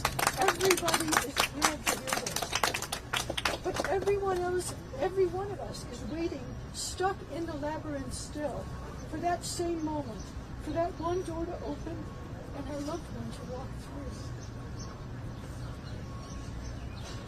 I call on the administration to meet with us all, to use every tool at their disposal and reunite our families. Thank you so much. Thank you, Elizabeth. I know some of you are having trouble hearing at the moment. We're going to do our best if everybody could speak up. Unfortunately, they closed the park on us today. I'd like to sort of move around the globe a little bit to Venezuela and ask Alexandra Forsyth, who's sort of coordinating this campaign for us. Her father and uncle remain wrongfully detained in Venezuela. Alexandra, please. Thanks, John. This is my brother-in-law, Nikki, always behind the scenes, and it's been a long road, man. I'm not as eloquent as the beautiful Elizabeth, but I've got a lot of heart. We're from Texas, and you know, I never imagined that I'd be in front of all these cameras. I can't believe I'm seeing all of these people that I knew of, but we never were going to hold the same space. I was always praying that these cases would get resolved before we ever had to meet, but here we are. The big reason we're here is because we realize that our individual cases share more than the fact that we're wrongful detainees. We share a pattern of indecision from our administration to bring our family members home. We're running into the same roadblocks. It doesn't matter if it's Iran, Russia, China, Venezuela, it doesn't matter. We come back from our meetings in DC crying on planes, calling, you know, any nonprofit that can give us perspective on what we just heard, and we end up figuring out the same thing, which is what brought us here today. We have to get to President Biden. President Biden cares about family. He cares about the things that are in the gray that need to be done to bring real solutions to the American people. And my dad and uncle, all of the men from the 606, there's several other families here from Venezuela that are that have loved ones in Venezuela that are gonna speak. But you know, the men from the 606, Gustavo recently was released in March, and kind of similar to that feeling we had with Trevor, this huge joy, this huge surge of hope and momentum, and then nothing, quiet, fear. Did we use all of the capital to get just Gustavo home? What's gonna happen next? Who's gonna be left behind? And right now, we have 55 plus Americans that have been left behind, and that's not something we do. That's not something we do as this country. And today we're asking to meet with the president to share our perspectives. As Elizabeth mentioned, to use all the tools on the table. There's so many that as normal citizens we don't even know about. But anybody's bought a car, anybody's read a how-to on negotiations. The first thing you have to do is establish a line of communication. The second thing you have to do is find something that you guys both leave kind of unhappy. And that's how negotiations go. And I think the American people fundamentally understand that, and they fundamentally understand that reuniting families is more important than maybe an icky feeling of having to work with an entity we don't fully align with to get people back. Anything you want to add? And we've seen that recently with the Trevor Reed case. You know, as we've seen with this case, we haven't seen any criticism over the deal that they made. This is, you know, as I think it was Representative Fluger put it, President Biden put patriotism over politics. That needs to be done for all of these cases, for all of these countries. Venezuela, Iran, Russia, China, Syria, Afghanistan, Rwanda. Yeah, you know, all of these cases that we need to put patriotism over politics, and it needs to happen sooner. The 606 case, we've been dealing with this for 4.5 years. I have two little girls, a 2.5-year-old and a 1-year-old. They have not met with their grandfather yet because he's been in jail for 4.5 years in a foreign country. You know, this has gone on long enough. You know, the American administration, the White House has had enough time to put a plan together. Through multiple administrations, they've had enough time. It's been 4.5 years. So it's time to actually start getting some results. As President Biden tweeted when Trevor Reed came home, he said that this administration is prioritizing the freeing of American hostages and wrongful detainees. Let's start seeing some results to that prioritization. Thank you. Okay, before you step back, I know there's some people with Spanish speaking, so I wonder if you could just give them a statement in Spanish. Sure. Sorry, I didn't prepare you for that. No, it's fine.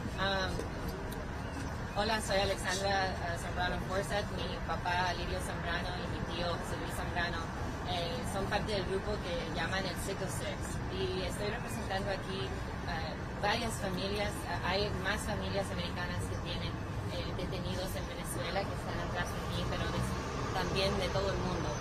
Y hoy lo que yo vine a decir por mi familia es que necesitamos acción del presidente y estamos aquí pidiendo una reunión con él para hablar sobre lo que hemos sufrido, y sabemos que él es un hombre de valores que valora a la familia, y él más que nadie entiende lo que es perder a alguien que tú quieres, nunca poder estar con ellos, darle un abrazo y sonreír juntos, y eso es algo que nosotros hemos perdido en estos 4 años y medio, y pedimos que por favor considere eso y que trata de reunir todas nuestras familias. Una persona traída de nuevo, sí, es bueno. Trevor Reed, Gustavo Cárdenas, es buenísimo, pero ¿sabes qué? Hay 55, 58 o más detrás de ellos que necesitan su ayuda también, y no los debemos abandonar. Gracias.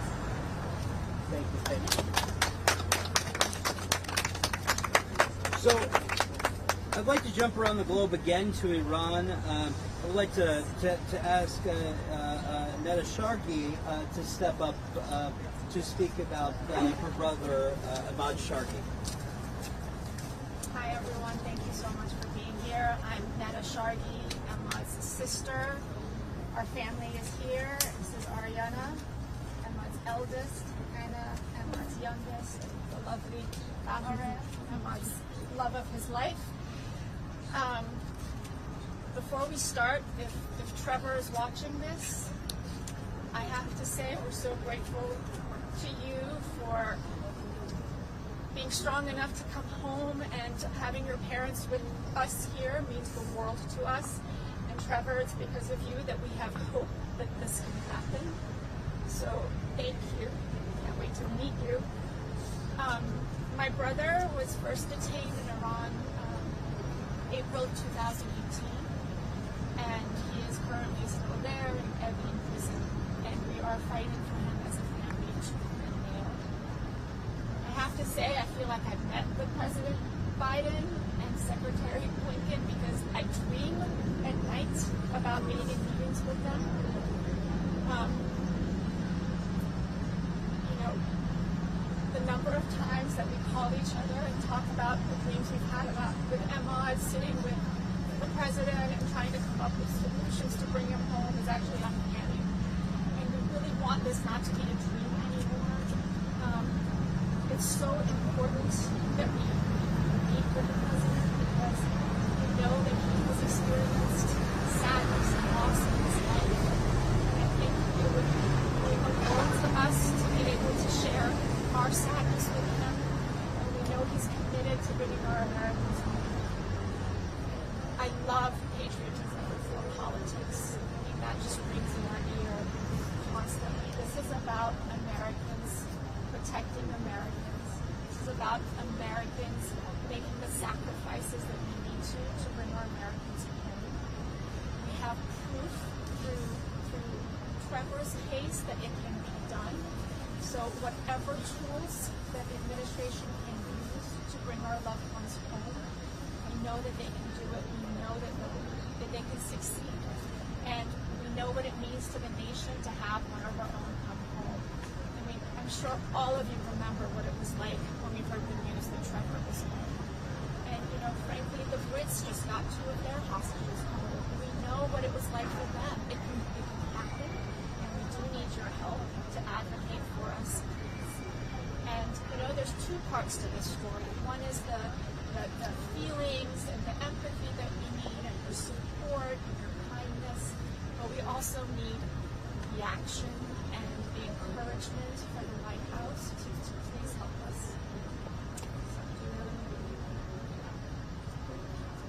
Thank you to everyone for being here. It's been 4 years without our dad. We're missing him every single day. We take it day by day, but it's hard to think it could be many more years before he comes home. I'd like to see him walk off plane at Dulles Airport and give him a big hug. It's been too long. He's an incredible dad. We're so lucky to have him, but I want him here. I want him in DC. So thank you for everything you're doing, and hopefully next time we're all together, we'll be celebrating the release of another wrongfully detained American citizen. Thank you. And also, if I may say so, that yes, Emma is the love of my life. Married to him for 33 years. The fact that he is not with me for over 4 years is not only that the father of my 2 wonderful daughters is not here and my husband is not here, but my best friend in the world is here. And we know that the president can help and can bring him help.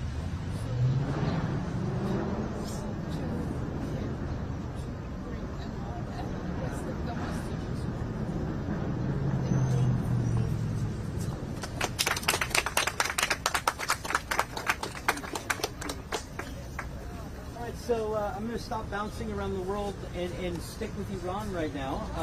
So I'd love to ask Tara and Timur Tabaz to sit up. They're the children of Murad Tabaz, who is in Iran at the moment. My name is Tara, T-A-R-A. I'm the daughter of Murad Tabaz, who's unlawfully detained in Iran. I'm his son, Timur. My father has been wrongfully detained there for 1,576 days. Like all these families before you, we are asking for the Biden administration to expeditiously reunite our families and bring our loved ones home.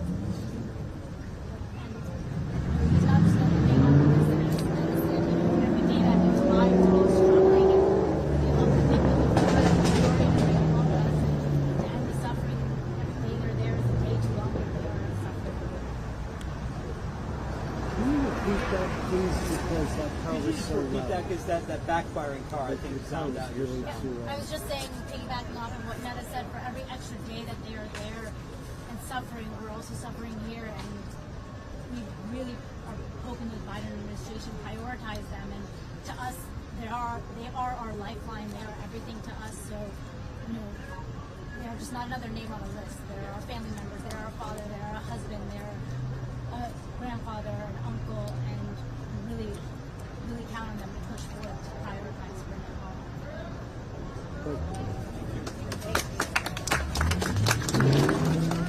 So I'd also like to acknowledge both Namazis. I'm sure most of you are aware that Saimak Namazi and his father Bakr Namazi remain wrongfully detained in Iran and for thousands of days. This has gone on way too long, and they do need to come home quickly. Also, I wanted to acknowledge the family of Shabab Dalili. He is a lawful permanent resident that is wrongfully detained in Iran. Would you like to say a couple words? Thank you for inviting us. If you could step up just a little and speak up so they can hear you. I want to say thank you for inviting us to this event, bringing them home. My husband, Shahab Dalili, is a green card holder, and me and our son are U.S. citizens in Virginia. He was arrested in Iran in 2016 when he went to visit the family, and he is charged aiding and abetting the U.S. government. During these years, he never talked about this in media, but I was in contact with administration. When I hear about the negotiation between Iran and US, I decide to talk in media to make sure Biden administration is hearing me, and I don't want my husband Shahab Dalili left behind. And you know I'm the only poor the hostages in Iran, because he is charged the same as the other hostages, and the only thing that he is not included is he is not citizen. If he was not kept as hostage, he was citizen now, and we are asking please be Shahab and don't left him behind. I love my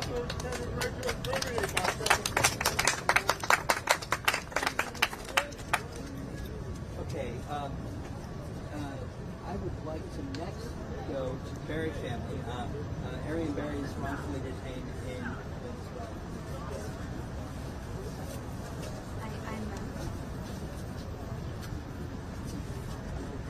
I'm Melanie Berry, that's M-E-L-A-N-I-E. My husband Aaron Berry and his friend Luke Denman. I'm here also on behalf of the Denman family. They have been detained in Venezuela for 731 days. Today actually marks the 2-year anniversary of their capture.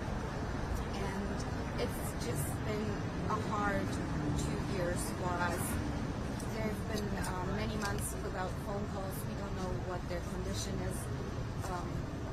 It's always an emotional roller coaster for us. And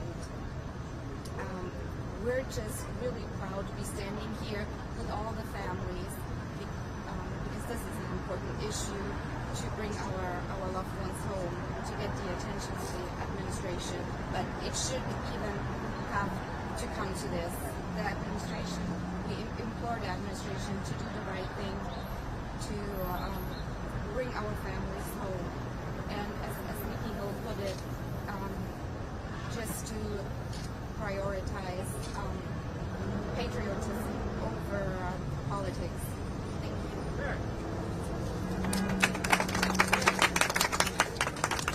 Thank Thank you. It's just so many people have hit on patriotism over politics. That is a line that Congressman August Kluger of Texas, Trevor's congressman, used last week in a colloquy with Secretary Blinken. I thought it was very apropos and very kind of him. I'd also like to introduce Trevor Rutherford, who is the uncle of Matthew Heath, a wrongfully detained veteran also in Venezuela.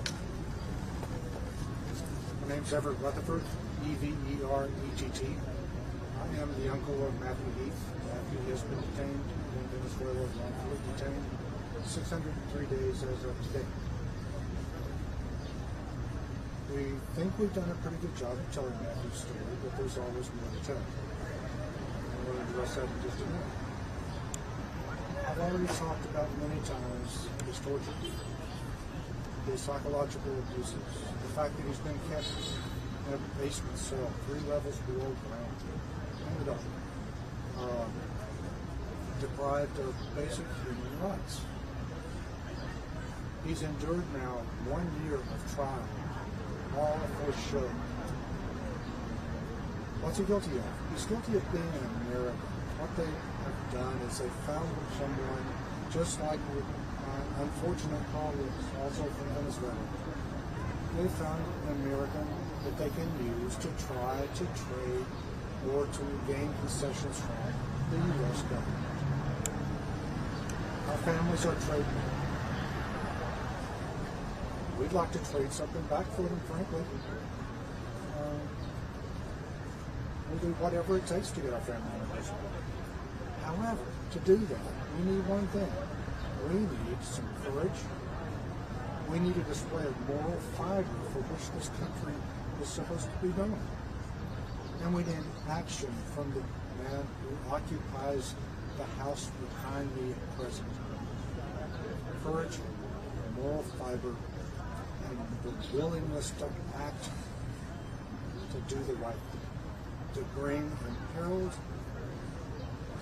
wrongfully detained, kept for hostage, innocent Americans back home to their families where they belong. We place great value on being Americans. We should place great value on our Americans. And do the right thing.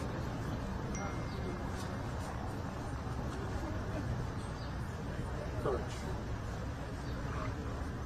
I'm going to now speak to something that every single one of us knows all too much about. What is it like to be a wrongful detainee family? What is it like to be a hostage family? Devastating. That's the one word that describes every single one of our situations. Devastating. Emotionally devastating, absolutely. Financially devastating, we've seen it. We're frustrated. As Elizabeth Whelan said, we're normal people. We're navigating waters that we've never had to encounter before, and frankly never thought we would have to encounter before. I can't begin to express to you the pain that each and every one of us feel. And in many respects, I'm glad that you can't understand that. Because to understand that, you have to be in one of our shoes. And we would not wish that for any one of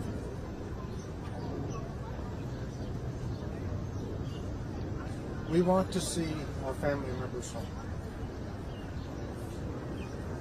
When do we want that to start? Yesterday. But it's taken exceptional circumstances for us to band together. To come out here and stand to talk to media, my God. To request a meeting with the President of the United States.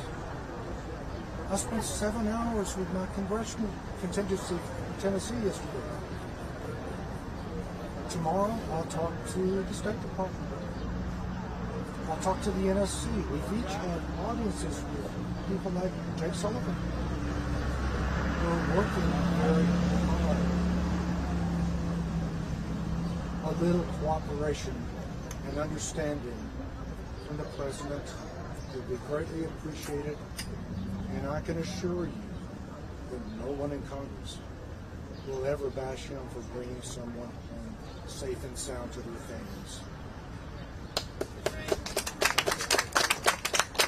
Thank you for your attention. Thank you. And before I acknowledge the families that are sort of supporting their loved ones remotely, I want to call up, and I'm terrible with Paul's name, but Paul Rusesabagina, who is the hero of the Free Rwanda story, is a lawful permanent resident. In quite audacious fashion, the Rwandan government kidnapped him off of the runway in Dubai and rendered him to Kigali. So please. Hello, my name is Karine Kanemba. I'm Anais Kanemba.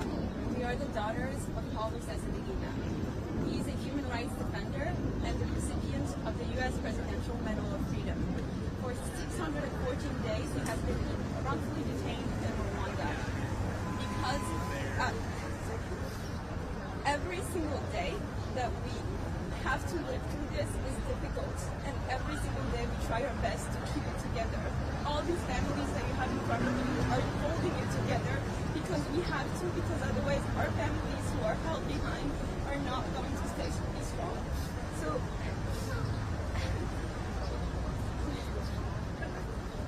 we try. This is the only time that we can be real, we can say how we feel.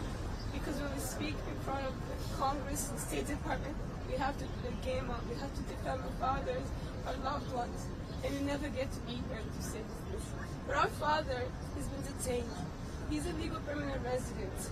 And Rwanda is not an adversary country to the United States. It's not like Russia, it's not like China and Venezuela. You know, Rwanda is a partner country that receives a lot of money from U.S. taxpayers' money. Our father is in prison because he dared to criticize the regime, because he dared to talk about the human rights violations, the kind of values that we stand here in the United States.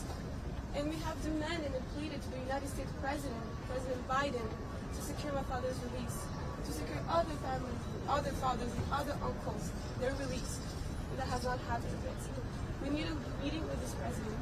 We need him to take action, to make decisions, to show courage, and to show that he can do it. You know, he stood up for human rights, and this is a human rights issue. Our fathers and our uncles are sick in prison. Our dad had a stroke. He's laid to paralyzed. This is a human rights crisis, and we need the president to stand up for our families. I'm here holding Jamel Adele's picture. He's Venezuela, and he's also sick. He also needs help. We're not the only ones. During us, I am holding Jorge Toledo as well from Venezuela, and all of our families need to be reunited with our loved ones. This is a big group that doesn't want to be here. We need to be heard. We need the president to take action now. He did it with Trevor Reed. We showed courage. Show more courage. We know you can do it. We're so happy that Trevor Reed is here, but we'll be even happier when our dad will be here too. We are doing our best to stay strong, and we need President Biden to be strong as well. And I know we've gone a long time. I just want to quickly acknowledge the families that are participating in this campaign that could not be here today. Jorge Toledo, who is a member of the Citgo 6 being held in wrongfully detained in Venezuela. Jose Pereira, who is also a member of Citgo 6 being wrongfully detained by the Maduro regime. Tomu Vidal, another member of the Citgo 6. But also, as the Berry family noted, note Luke Denman, who is a Green Beret being held in Venezuela. Also would like to acknowledge the Freerichs family. Mark is obviously being held by the Taliban in Afghanistan. And I think that's the extent. We'd also like to acknowledge Brittany Harrison Bryant. Lee. Thank you. And Harrison Lee. And his father Kylie in China, the Kamama's family, and there's so many more that we're trying to reach out to. We have our website that we just put together on Monday. Guys, we are not graphic designers. This is completely just us trying our best. So bringourfamilieshome.org.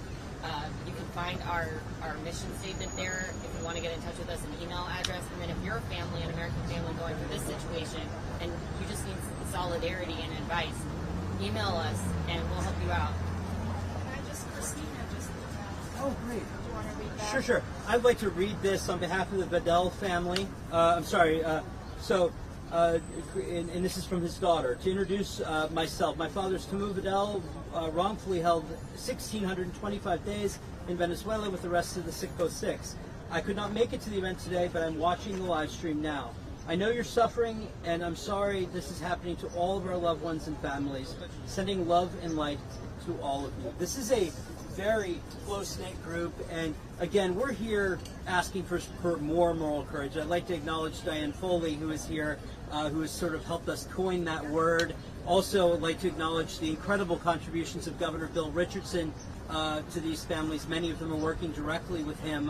His contributions, are well known and invaluable. And Diane, I wonder, since you're the sort of our godmother here, maybe you could take this, sort of end us out, and then if anybody has any questions, please feel free.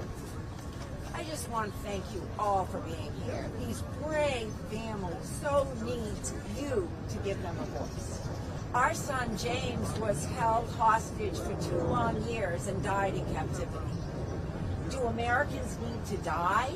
Is that what our country wants?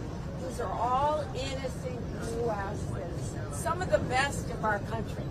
They are journalists, they are educators, they are businessmen. They're just good American citizens, U.S. nationals, out in the world, doing good, visiting family, all innocent people. So I beg the Biden administration to listen to the call of these brave citizens. We need your help, President Biden. The hostage enterprise has been great. They're good to us. But the buck stops with you. We need you to take action on the strategies, on the ways to negotiate, often with nefarious captors. I realize the captors of these people want to hold our government hostage, but I implore you to bring these people home. We can do it. We have the desire, but we need you to prioritize their release. Thank you all so very much. I'm reminded that we have completely forgot to acknowledge the family of Austin Tice. I think everybody in this line is overjoyed that Mark and Deborah were able to meet with President Biden. Commend the White House Correspondents Association for helping with that, and commend President Biden again for having the courage to do so. We'd like to see him meet with some more families. And anyway, does anyone have any questions? Would it be easier for you guys to pose them to families individually? But if anybody has any questions for us as a group right now, please. Otherwise, we'll let you talk to families individually, and I would ask you to hang out and just chat with these families. Oops, I'm sorry. Harrison Kylie's. Wonderful. If I could read this, please. And again, this is from Harrison Lee. His father is Kai Lee, K-A-I, last name L-I. He is wrongfully detained in China, in Shanghai. I am Harrison Lee, the son of Kai Lee, wrongfully detained in China for almost 6 years.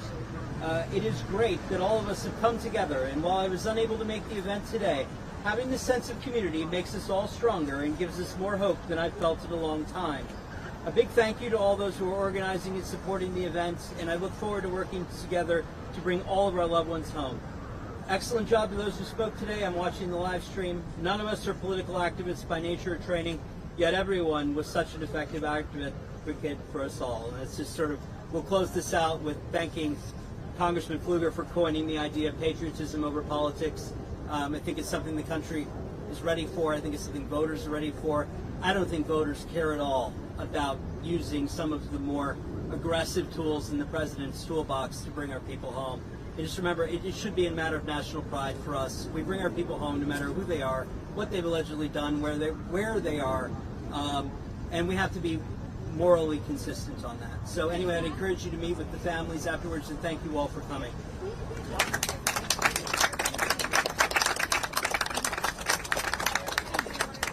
Oh, wait, I'm sorry, one more. This is from the wife of Jose Ferreira.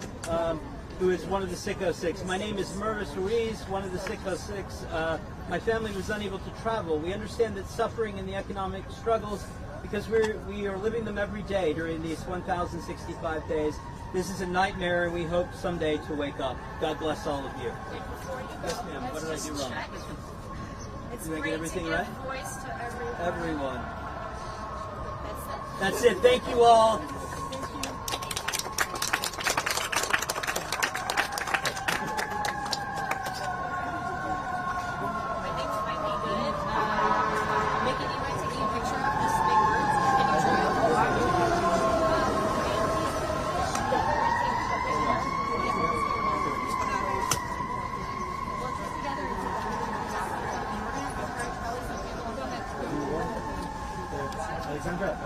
Somebody can grab the diamond. Yes.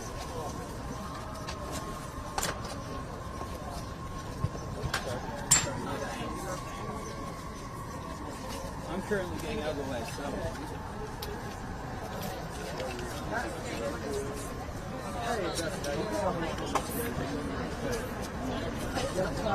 All right, everybody.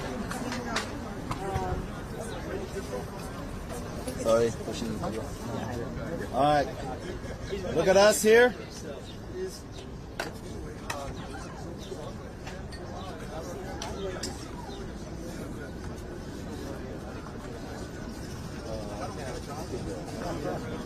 Thank you all for being here. We really appreciate it. I know that y'all could be covering a lot of stuff today, so we're really appreciative of your time. Yes. Thank you, Alexandra.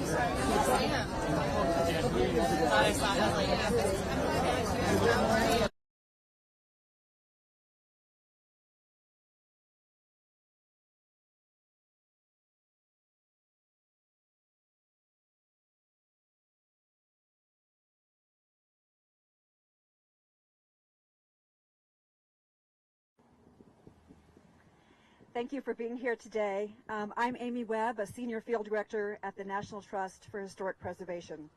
The National Trust for Historic Preservation is a national nonprofit working to save America's sites, tell the full American story, build